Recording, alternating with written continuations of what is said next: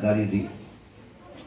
ये तो आप बड़े सौभाग्यशाली हैं और उन्होंने ऐसे समय पे जब महिलाओं के लिए बिल्कुल प्रतिबंधित था, लड़की पढ़ नहीं सकती थी, समाज में पढ़ने नहीं दिया जाता था, तब उन्होंने ये हिम्मत दिखाई कि उन्होंने पढ़ करके भी दिखाया, बताया कि बीच में कितना उन्होंने इसके लिए संघर्ष उनको करना पड़ा।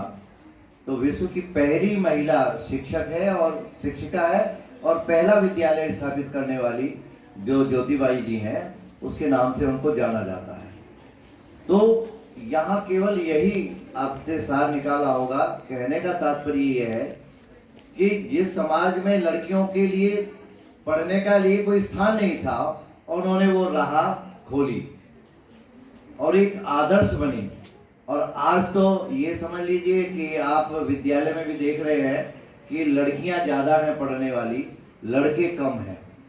तो ये जो आपको ये स्थान देने आने वाली ज्योतिबाई नहीं है, उन्होंने ही आपके लिए रास्ता खोला है।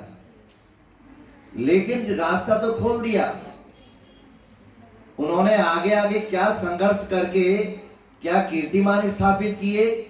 अभी मैडम ने कहा कि इसमें समय खड़े हैं आप बोलने की ज्यादा वो नहीं है, लेकिन अगर आप पढ़ेंगे तो आप उनको अगर आदर्श माने तो आप भी कीर्तिमान स्थापित कर सकती हैं। लेकिन आज दुर्भाग्य ये है कि अगर समाज ने, हमारे माता पिता ने, आपके माता पिता ने, समाज ने आपको आगे बढ़ाने का संकल्प लिया है और उसके बाद भी हम उस संकल्प को पूरा न करके इधर उधर की बातों में अपना समय जायज वो करते हैं व्यर्थ में, तो ये बड़े दुर्भाग्य की बात है। आपको शिक्षित करना, बताया नहीं, आपको शिक्षित करना किसके लिए, यानी कि 100 लोगों को शिक्षित करना है। और लड़कियां जो होती हैं वो एक नहीं, 2-2 परिवारों की खेवनहार होती हैं, 2-2 परिवारों का कल्याण करने वाली होती हैं। अगर वो चाहे शिक्षा बढ़िया मिल जाए तो परिवारों का कल्याण कर देगी, अन्य तो नरक बना देगी।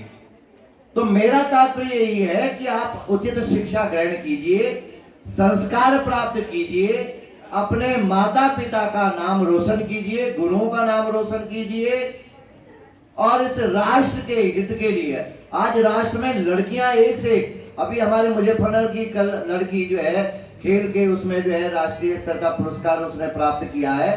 तो अपने मुजफ्फरनगर जिले की कई लड़कियां ऐसी हैं जो राष्ट्रीय और अंतर्राष्ट्रीय स्तर पर अपना स्थान बना रही हैं विभिन्न क्षेत्रों में।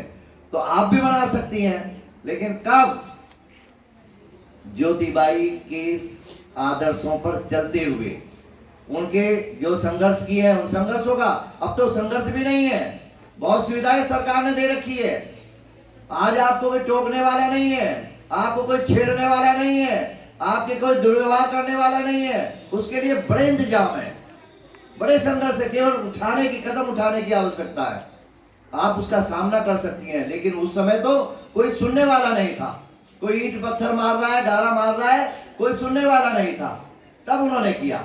तो आप इसका फायदा उठाइए। विशेष रूप से मैं लड़कियों के लिए कहूंगा कि लड़कियों को, भाइयों से भी कहूंगा कि लड़कियों को, बहनों को आगे बढ़ाने का मार्ग उनका प्रशस्त करें। और जहां जिस देश में लड़कियां सुरक्षित होती हैं, सुशिक्षित होती हैं, संस्कारी होती हैं, उस राष्ट्र को विश्व पटल पर जाने से कोई भी नहीं रोक सकता। ये मेरा जो है, ये वास्तव में मेरा नहीं, सभी विद्वानों का, बड़े बड़े लोगों का ये कहना है। तो मेरा तो यही है कि जो आज मैडम ने आपको ये इस प्रकार की बातें बताई हैं, वास्तव में वो भी धन्यवाद की पात्र हैं। और आप उसका पालन करेंगे तो निश्चित रूप से उनका बताना, उनके विषय में बताना सार्थक होगा। ठीक है, धन्यवाद।